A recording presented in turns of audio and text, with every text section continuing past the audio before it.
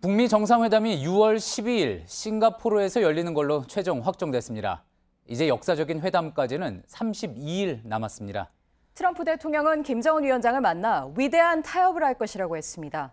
폼페이오 국무장관의 두 번째 방북으로 이미 큰 틀에선 합의가 끝났다는 분석도 나옵니다. 먼저 특파원을 연결해서 지금 북미 정상회담에 대한 좀 더 자세한 백악관의 입장과 또 지금부터 풀어야 할 과제들은 뭔지 하나하나 짚어보도록 하겠습니다.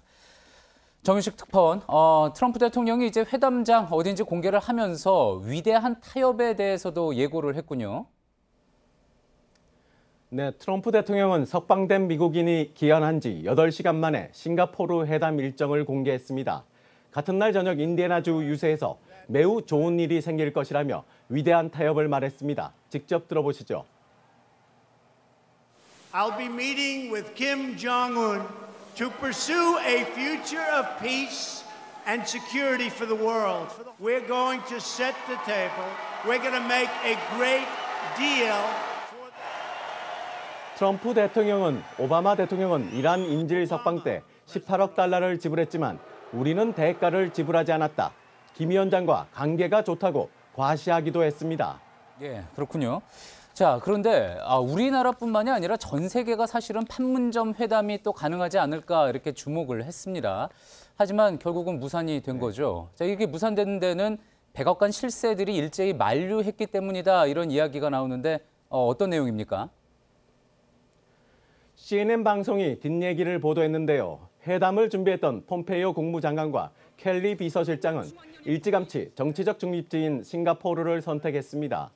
트럼프 대통령이 지난달 말 판문점에서 회담이 성공하면 엄청난 축하가 될 것이라고 판문점 회담 의향을 보이자 이들은 깜짝 놀랐습니다.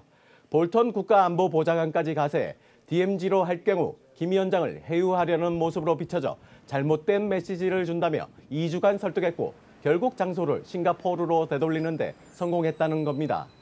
볼턴과 폼페이오 국무장관 사실상 실무진들이 다 판문점은 반대했던 그런 내용이군요. 자, 회담 내용으로 다시 돌아가 보면요. 백악관이 이제 완전한 비핵화, 그러니까 CVID가 회담의 최우선 과제라고 다시 강조를 했습니다. 자, 그렇다면 앞서 폼페이오 장관이 얘기했던 영구적인 비핵화, PBID가 이야기가 있었는데 여기서 다시 CVID로 돌아갔다 이렇게 볼 수 있겠습니까? 어제 이 시각 중계에서 회담이 다가오면서 눈높이를 맞추고 있다고 전해드렸는데요. 백악관은 미국인 석방 이후 낸 보도자료에서 CVID가 북한 지도자 김정은과 회담에서 트럼프 대통령의 최우선 과제라고 밝혔습니다. 대통령은 목표를 향해 상당한 진전을 계속 만들어갈 것이라고도 했습니다. 회담을 앞두고 쓸데없이 강한 표현으로 북한을 자극하기보다는 실질적인 회담 성과를 내겠다는 의도로 보입니다. 그렇게 해석을 할 수도 있겠군요. 자, 이제 회담까지 32일 남았습니다. 이게 트럼프 대통령이 본인이 원하는 어떤 큰 것을 주고받기 위해서는 이제 앞으로 북한과 미국 양측이 구체적으로 많은 것을 또 조율을 해야지 될 텐데 어떤 과제가 있을까요?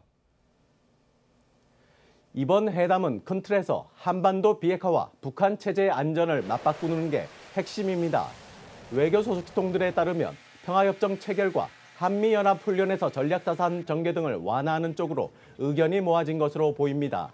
남아있는 최대 쟁점 중 하나는 핵동결, 불능화, 폐기로 이어지는 비핵화의 입구와 출구 사이 어디쯤에서 제재 완화 등의 보상을 시작하느냐는 겁니다. 비핵화 일정과 단계적 보상의 시점을 맞추는 타협안을 말합니다.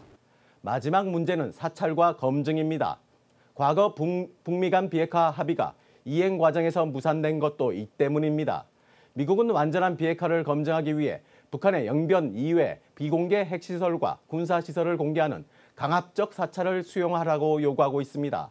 유력 인터넷 매체인 엑시오스는 검증은 완전히 새로운 국면이라고 했습니다.